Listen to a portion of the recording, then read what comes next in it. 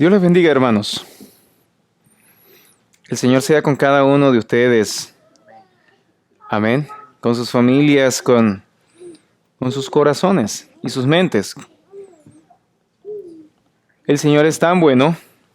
Ahorita que cantábamos esta canción, esta precioso himno, el amor de Dios. Realmente, si tratáramos de comprenderlo en su grandeza, no podríamos nunca. Sin embargo, Él nos ha dado su amor.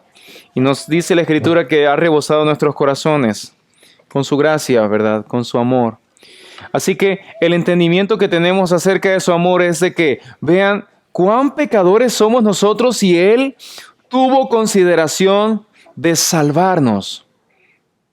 Nosotros éramos sus enemigos, pero Él quiso acercarse a nosotros para redimirnos. Este Redentor, este Salvador, merece toda la gloria. Por eso estamos acá. Amén. Pero también por eso vivimos en nuestras casas, andamos en nuestros asuntos y atendemos todo. También con el mismo llamado, a reverenciarle, a vivir temiéndole y amándole, porque Él nos ha amado con amor eterno. Vamos a la Biblia. Vamos al Salmo 119.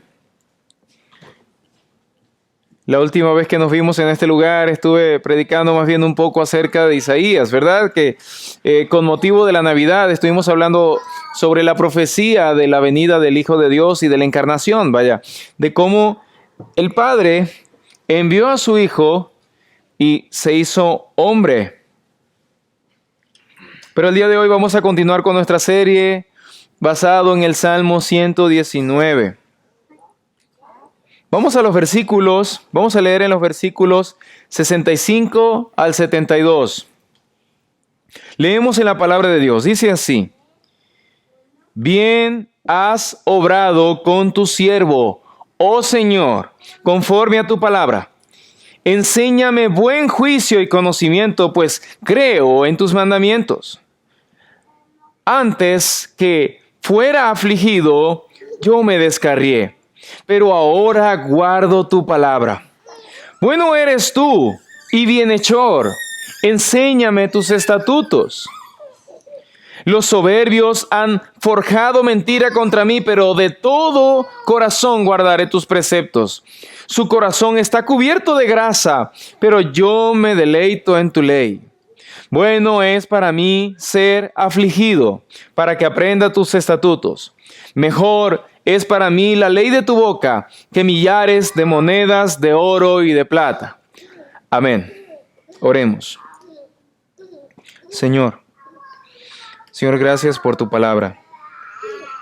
Señor, gracias por hablarnos por medio de ella. Te rogamos, Señor, que nos dirijas en esta lectura y meditación de tu palabra y que nos enseñes con ella, Señor, transformando nuestros corazones y haciéndonos a imagen de tu Hijo, con tu poder. Gracias, Señor. En Cristo Jesús. Amén. Amén. Quiero comenzar citando al autor de Hebreos, o el libro de Hebreos. En el capítulo 12, versículo 11, dice así: Al presente, ninguna disciplina parece ser causa de gozo, sino de tristeza. Sin embargo, a los que han sido ejercitados por ella, por medio de ella, después les da fruto apacible de justicia. El autor del libro de Hebreos menciona esto.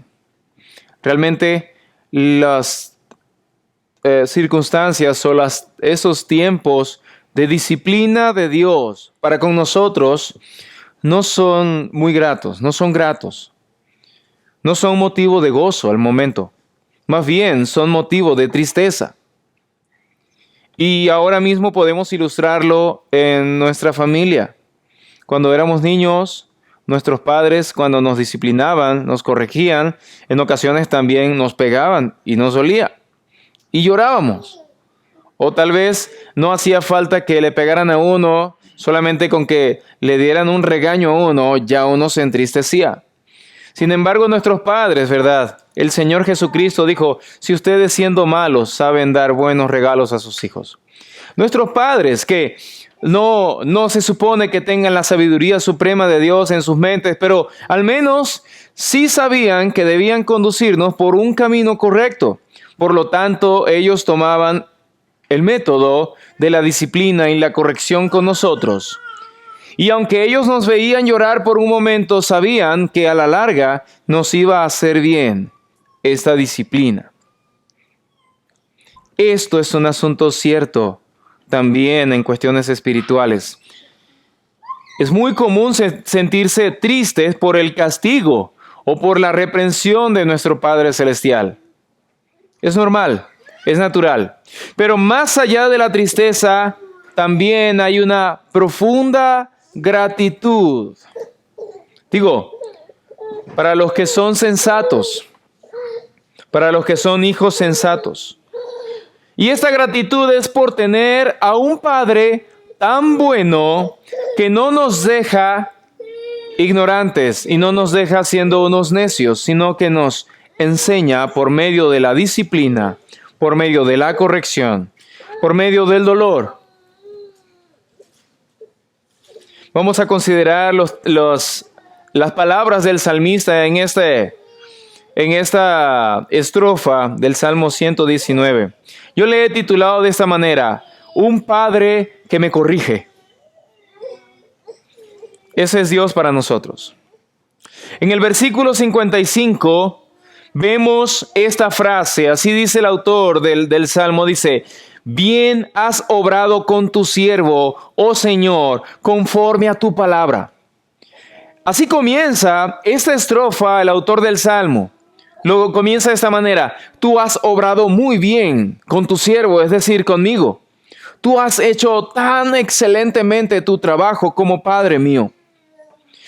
De esta palabra o de esta afirmación del autor podríamos sacar tal vez dos formas de ver estas palabras. Lo primero que podríamos notar en estas palabras es de que Dios ha hecho bien con el salmista por las bendiciones con que lo ha llenado.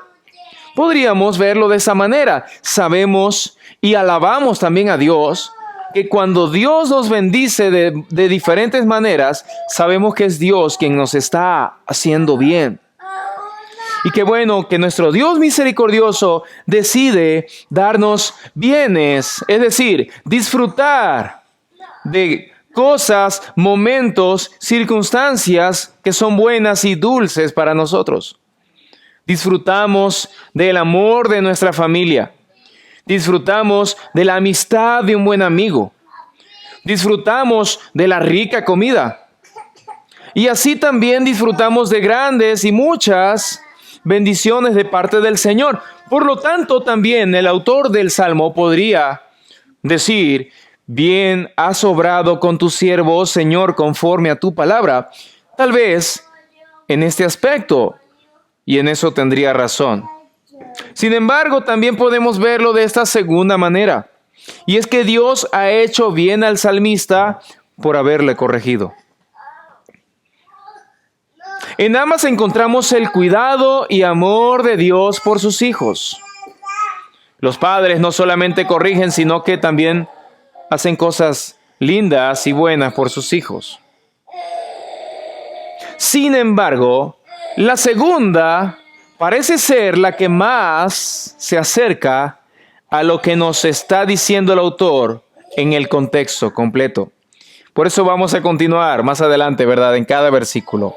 Entonces, ver esta bondad, es decir, esta misericordia de Dios querer corregirnos, ¿verdad?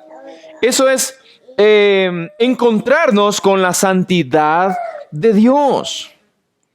Encontrarnos nosotros ahora con el carácter santo y justo de nuestro Dios.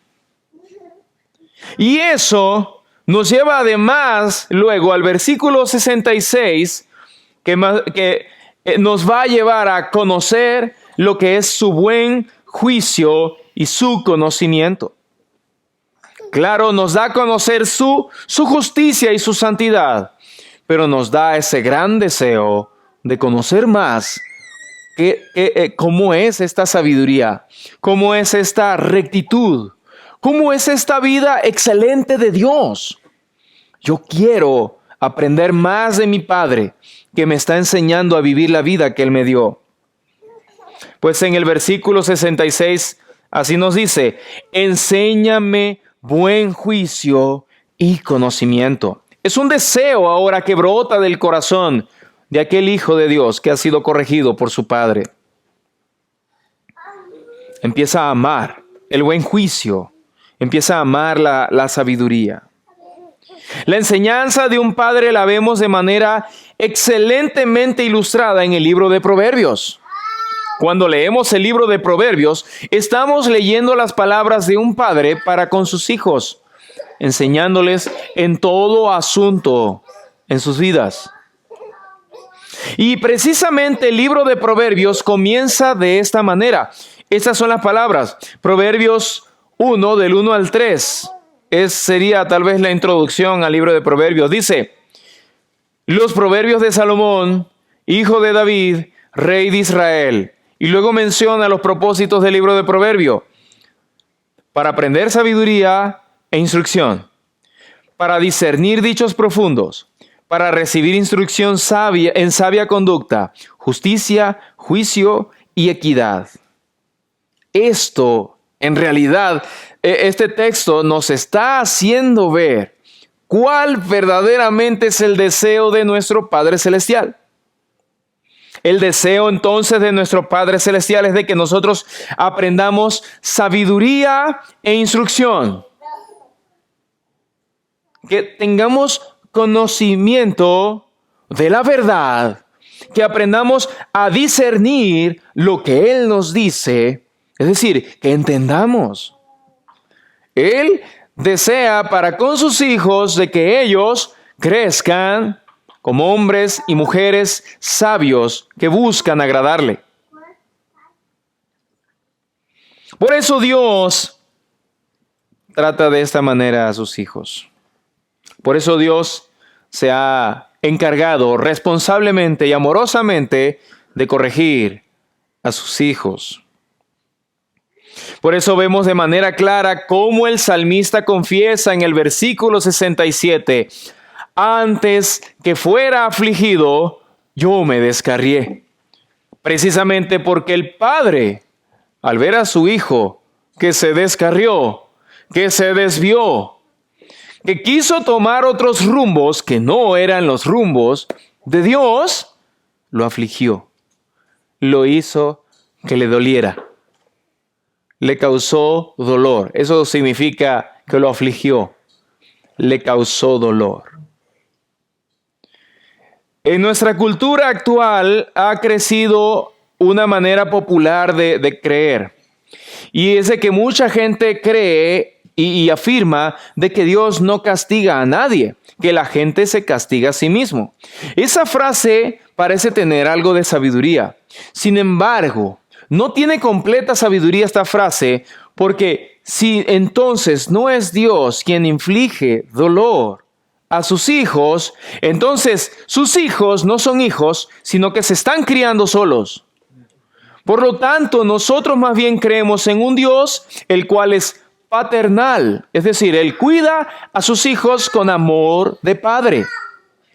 Y ese amor de padre le lleva a Él, o mejor dicho, Él es para nosotros un padre que nos corrige, que nos inflige dolor para que nosotros aprendamos.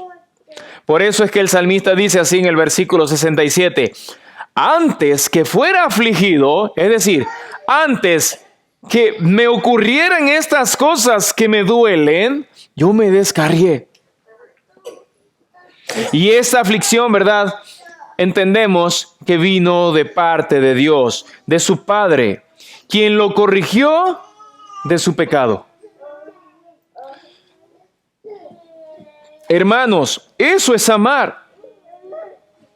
Eso es verdadero amor.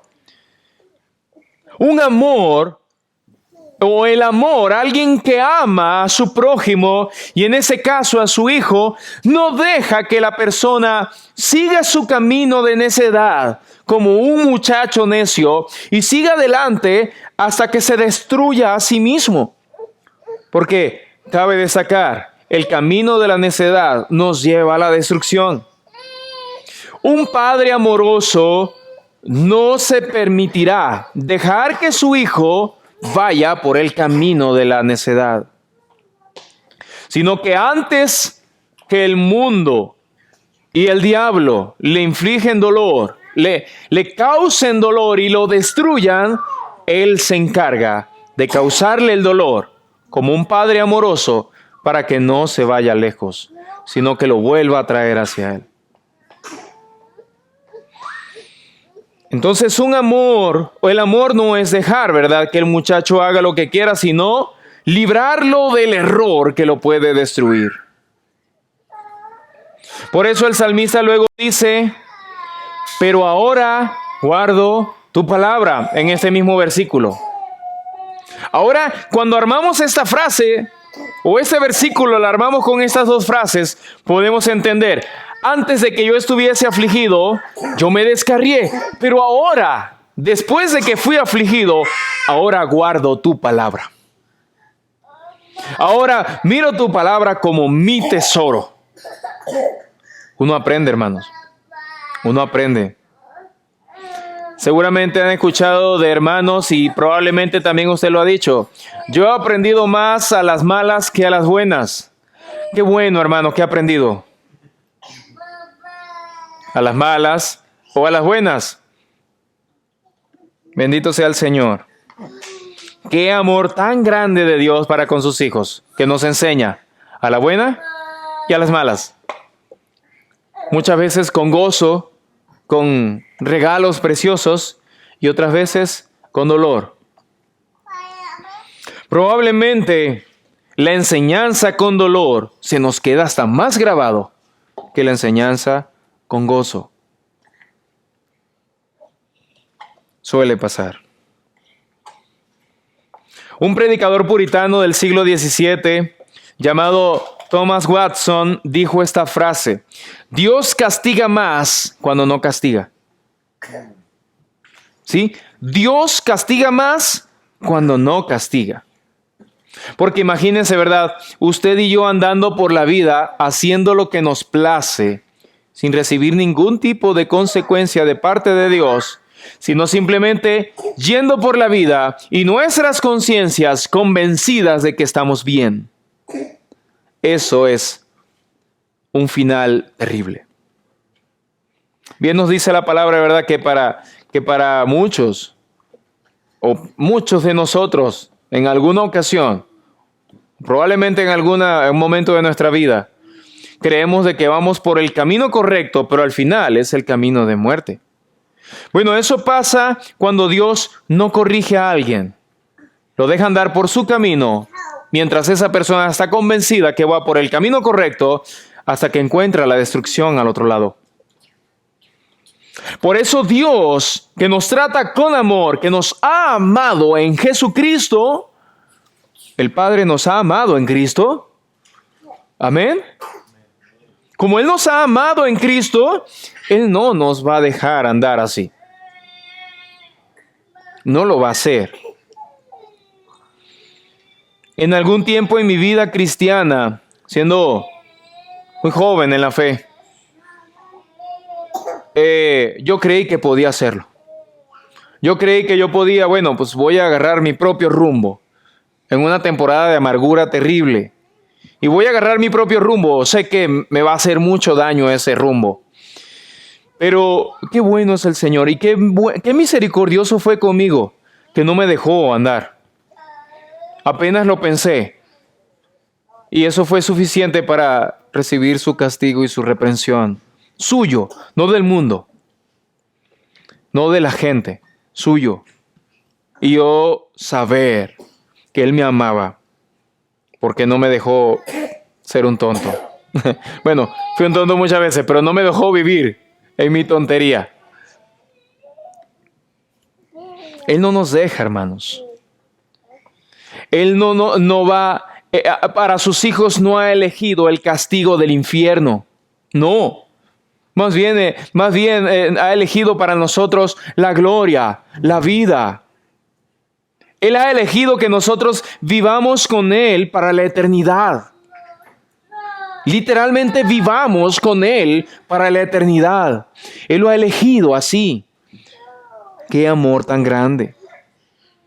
Pero si fuera por nuestras necedades, hermanos, nosotros nos iríamos convencidos de nuestra propia justicia camino al infierno. Y allá nos esperará Él. No nos esperaría Él. No como un padre, sino como un juez que juzga a los criminales que son sus enemigos.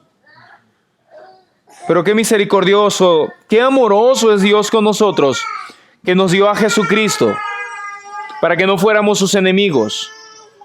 Que por medio del sacrificio de Jesucristo en la cruz, Él alcanzó para nosotros y por nosotros la reconciliación con Él y hacernos de Él su familia y hacernos de Él sus amados en Cristo nada más. Nos ha tratado con mucho amor. Ahora, tomando en cuenta esto, ¿verdad? De que Dios mira a aquellos, como dijo Thomas Watson, que Dios castiga más cuando no castiga. Él mira a aquellos no como hijos, sino como enemigos y como un juez que va a juzgar a los criminales. Veamos en Romanos capítulo 1, versículos 21 al 24, cómo Dios entrega a sus enemigos a su propia destrucción. Romanos 1, 21 al 24, dice así en la palabra de Dios. Dice, pues aunque conocían a Dios, no lo honraron como a Dios, ni le dieron gracias, sino que se hicieron vanos en sus razonamientos y su necio corazón fue entenebrecido. Profesando ser sabios, se volvieron necios y cambiaron la gloria del Dios incorruptible por una imagen en forma de hombre corruptible, de aves, de cuadrúpedos y de reptiles. Y luego dice, por lo cual Dios los entregó a la impureza en la lujuria de sus corazones, de modo que deshonraron entre sí sus propios cuerpos. Dios castiga más cuando no castiga. Pero Dios ama tremendamente cuando sí reprende y castiga e inflige dolor sobre sus hijos antes de que sus hijos se destruyan a sí mismos. Esto que acabamos de leer lo hace Dios con sus enemigos, pero no lo hace así con sus hijos, a quienes Él ama, porque Él ama a sus hijos. A sus hijos los va a llevar de enseñanza en enseñanza, de disciplina en disciplina, de azote en azote, porque Dios mismo se encargará de irlos transformando. El autor de este salmo, del Salmo 119, para nada era un hombre perfecto. Para nada era un hombre moralmente correcto. Él mismo confiesa su desvío. Y en esta ocasión, él está confesando su descarrío, su desvío del camino de Dios. Pero en realidad lo está haciendo con el propósito de resaltar la misericordia y el amor de Dios para con él. Que Dios vino y lo afligió para regresarlo a la cordura. Por eso dice en este versículo que leímos ahorita, que ahora guarda sus mandamientos. Ahora guarda los mandamientos de su Padre. ¿Cuántas veces nosotros hemos sido azotados por Dios en nuestra vida cristiana? Bueno, yo al menos no me di la tarea de contarlos, porque si los hubiera contado, hace años habría perdido la cuenta después de unos miles de veces. Pero han sido demasiadas veces y alabado sea el Señor, que no me ha faltado la disciplina y la corrección del Señor.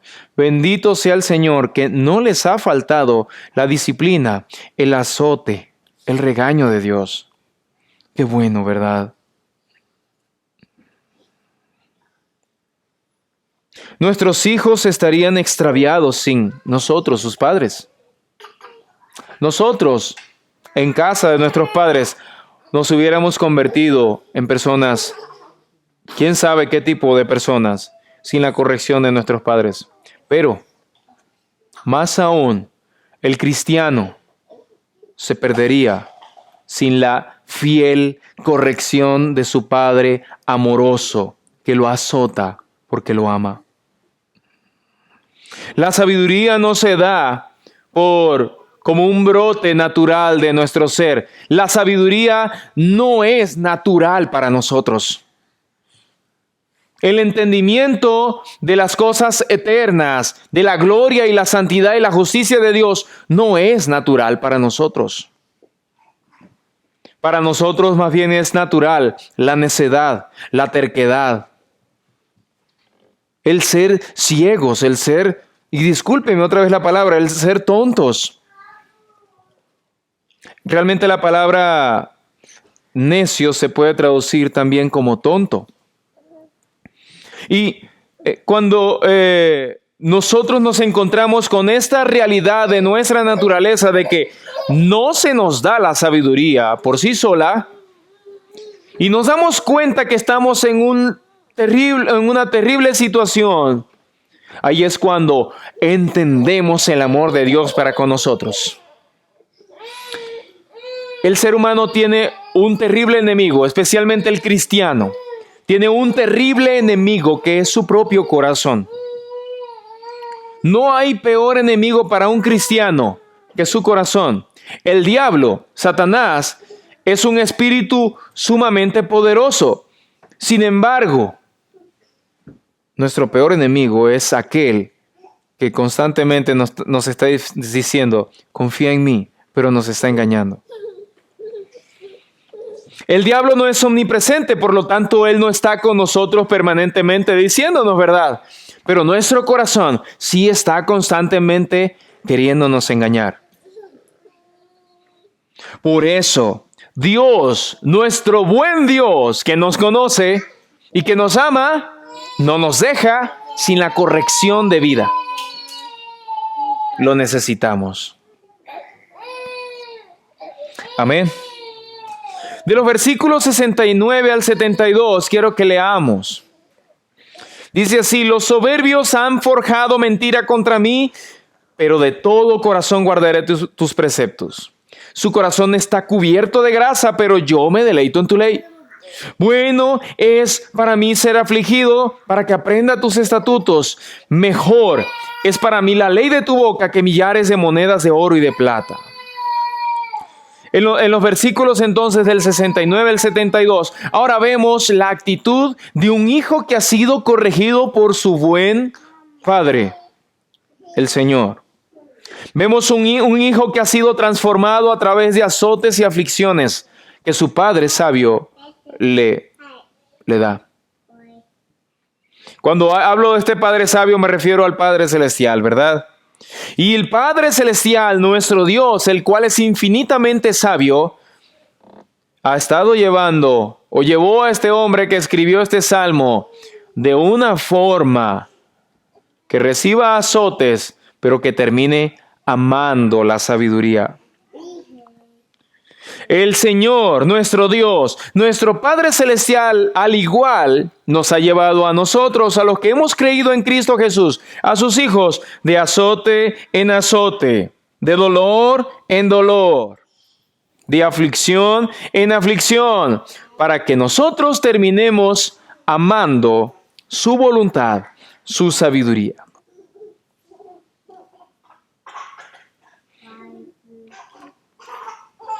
Aquí vemos entonces algo de este salmista, y es que él dice, en otras palabras, ¿verdad?, que él no está envidiando a aquellos pecadores que aparentemente le va bien. Él no está envidiando de que ellos se portan mal y les va bien. En el Salmo 73 vemos que el autor del Salmo dice, por poco resbalé. ¿Por qué? Porque tu envidia de aquel que hace el mal y no le va mal. Eso pasa. muchísimo. De aquel que blasfema el nombre de Dios, de aquel que con corrupciones se llena de tesoros, se llena de lujos y se llena de comida. No, por poco y resbalan mis pies, dijo el autor del Salmo 73. Y aquí el autor del Salmo 119 nos está hablando acerca de él. Y es de que su corazón está lleno de grasa. A ver, esto podemos interpretarlo de una manera literal y también de una manera metafórica. De una manera literal, ¿verdad? Existe una enfermedad que es la esteatosis hepática, que se llena el hígado de grasa, ¿no? Se cubre de grasa. Pero también esa grasa se va corriendo a los demás órganos que tiene. Su estómago se llena de grasa, su corazón se llena de grasa. Todo adentro se va llenando de grasa. ¿Y eso por qué? Bueno, un desorden alimenticio tremendo, ¿no?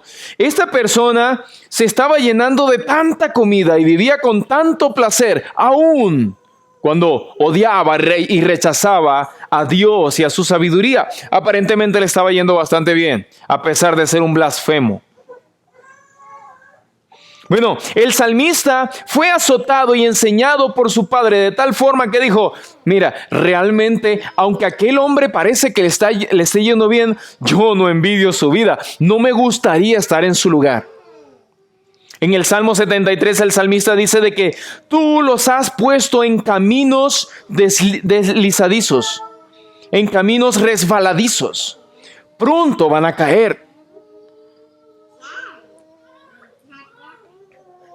El camino resbaladizo para aquellos que no son azotados y corregidos por Dios, pero que aparentemente les va bien. El camino en realidad resbaladizo quiere decir es de que su propia seguridad, su propia justicia, ellos están convencidos de que están bien, van bien y terminarán bien. Ese es el camino resbaladizo. Esa es la trampa en la que cayeron. Y Dios, soberana y justamente, porque Él es justo, actúa con justicia en esa ocasión también, justamente los ha dejado perecer en su ignorancia, en su corrupción. Pero a sus hijos no. A sus hijos los azota. A sus hijos los corrige. Y como leímos hace rato en Hebreos capítulo 12, esto, aunque no es motivo de gozo al momento, más adelante, esta aflicción, este dolor que Dios trae a nosotros, más adelante viene a ser más bien un fruto apacible de justicia. Viene a manifestarse en un carácter transformado en nosotros. En un corazón transformado por el poder y la sabiduría de Dios. Ya luego, más adelante en nuestra vida cristiana, un poco más maduros o menos inmaduros, podremos decir, yo antes era así, ahora no, Dios me ha corregido. Podemos decir, ¿verdad? Como el salmista, con gozo, Señor, amo tu ley. Ahora guardo tus mandamientos en mi corazón. Ahora solamente quiero conocerte. La diferencia entonces entre aquellos que no son corregidos por Dios y aquellos que sí son corregidos por Dios, la diferencia es por una cosa, el amor. Dios ama solamente a aquel que está corrigiendo. Pues nos lo dice la palabra, ¿verdad? Que Dios, a quien ama, disciplina y azota a todo el que toma por hijo.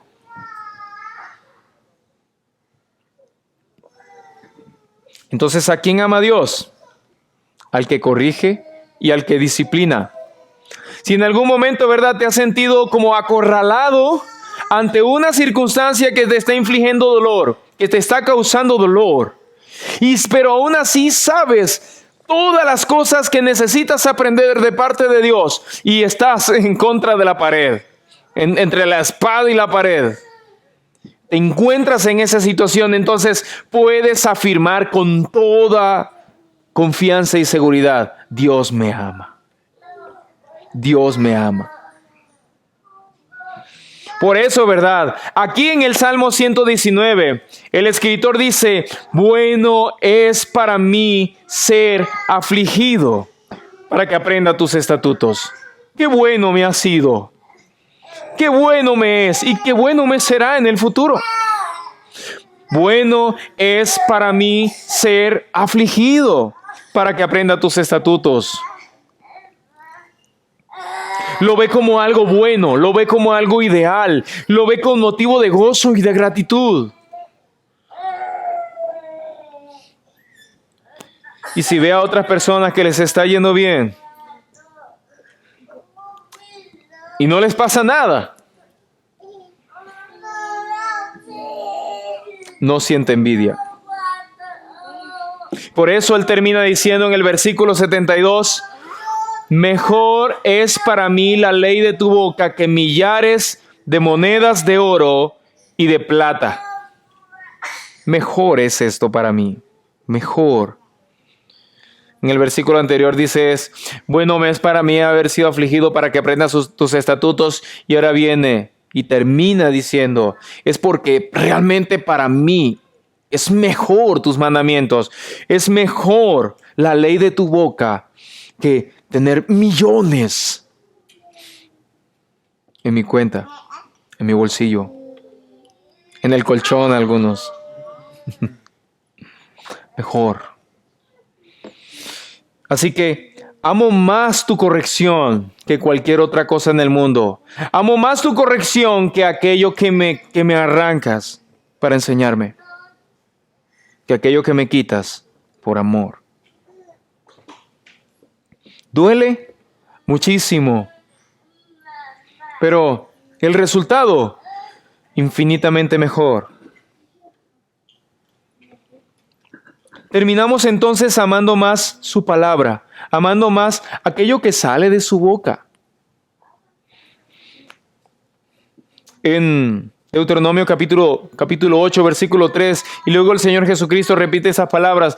Dice que yo te saqué al desierto, yo te hice pasar hambre, le dice él a Israel.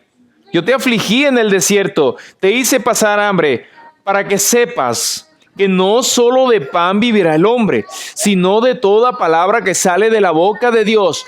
De esta vivirá el hombre.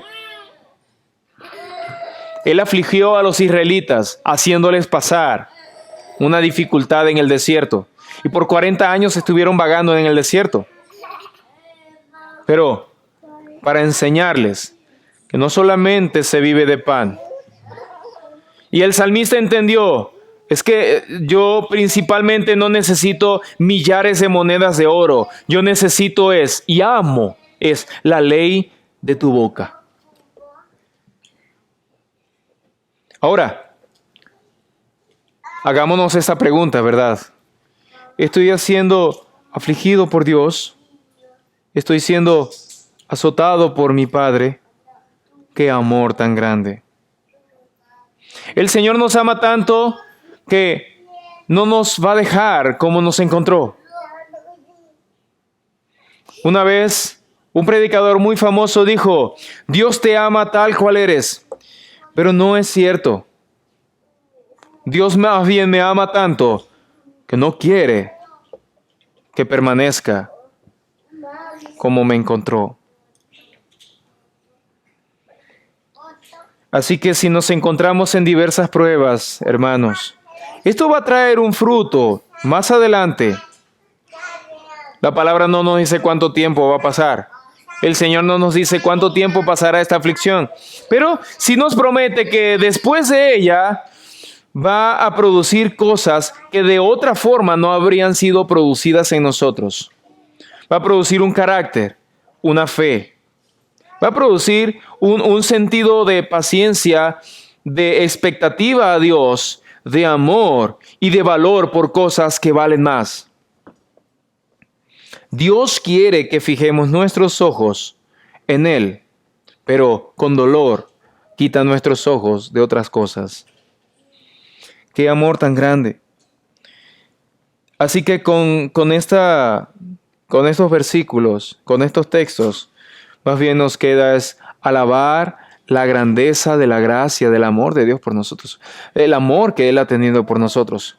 Nos queda más bien una conclusión y una reflexión en cuán amor tienes tú por mí, Señor, que ves mis errores y en lugar de condenarme, buscas corregirme.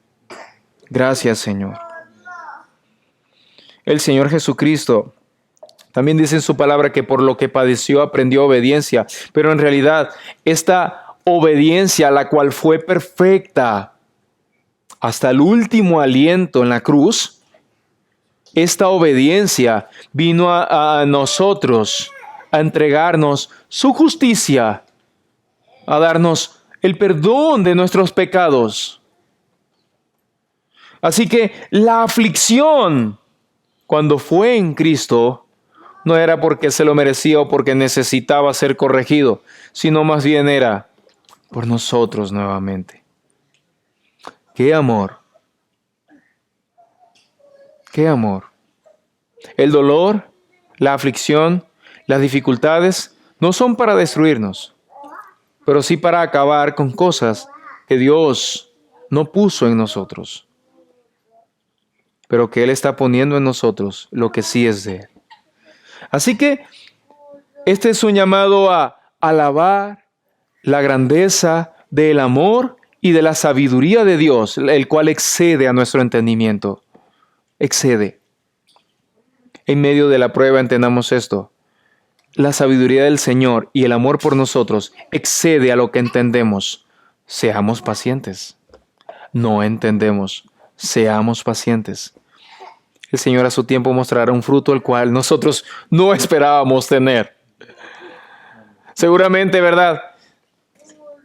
Si yo hiciera un viaje en el tiempo y viajara al pasado, y me fuera más o menos al año 2009, 2008, 2010 tal vez, y hablara con Osman de aquel entonces, y dijera, mira, cálmate, cálmate. ¿Tú crees que nunca vas a conocer a Dios al punto de que sabes que puedes descansar en Él? Pero tranquilo, sí va a ocurrir. Él no me lo creería. Mi yo de aquel entonces no lo creería. Sería muy difícil que entrara en su cabeza que pudiera ser formado un carácter en ese Osman. Sí, yo sé que Dios es poderoso, pero yo soy terrible. Pero el Señor ha hecho su obra, así como la ha hecho en ustedes, así como la está haciendo en ustedes. También la sigue haciendo en mí, ¿verdad? Y la va a seguir haciendo. Mientras tanto, encomendemos nuestras vidas al que es fiel, al que dijo que estará con nosotros todos los días de nuestra vida hasta el fin. El Señor sí es omnipresente. Él sí está en todo lugar, así que puede estar literalmente a nuestro lado, literalmente con nosotros y literalmente en nosotros. Puede estar permanentemente. Él es fiel y Él puede cumplir su promesa de estar realmente con nosotros y en nosotros por su Espíritu Santo. En medio de la aflicción la cual Él ha traído sobre nosotros para corregirnos, aprendamos esto. Y el Señor seguirá transformando nuestro ser hasta la imagen de su Hijo Jesucristo. Amén. Esa es la promesa del Señor para nosotros. No viene de boca de ningún hombre, viene del Señor. Vamos a orar para darle gracias al Señor por esta palabra y para pedirle de que nos aliente y nos enseñe en medio de la prueba. Señor, te doy gracias por hablarnos tan claramente por tu palabra, Señor. Te doy gracias, Señor, por no dejarnos ignorantes, sino más bien por ser tan persistente y tan responsable y tan amoroso con nosotros. Te damos gracias, Señor, por no dejarnos perder en nuestra necedad. Señor, te damos gracias por tu Hijo Jesucristo. Gracias. Gracias por tu Espíritu Santo. Gracias, Señor. Gracias por tu palabra que nos has dejado escrita, Señor. Gracias. Gracias por permitirnos congregarnos y meditar en estas palabras, Señor, ante tu presencia. Gracias, amado Señor. Señor, te pedimos que nos alientes, nos fortalezcas y nos ayudes en medio de las dificultades que sabemos, Señor, que en las cuales tú tienes absoluto control y que son parte de tu plan. Danos aliento, Señor. Danos fe y produce en nosotros esa paciencia, Señor, la cual tú nos enseñas a tener, así como la tuvo tu amado Hijo, el unigénito Jesucristo. Gracias, Señor.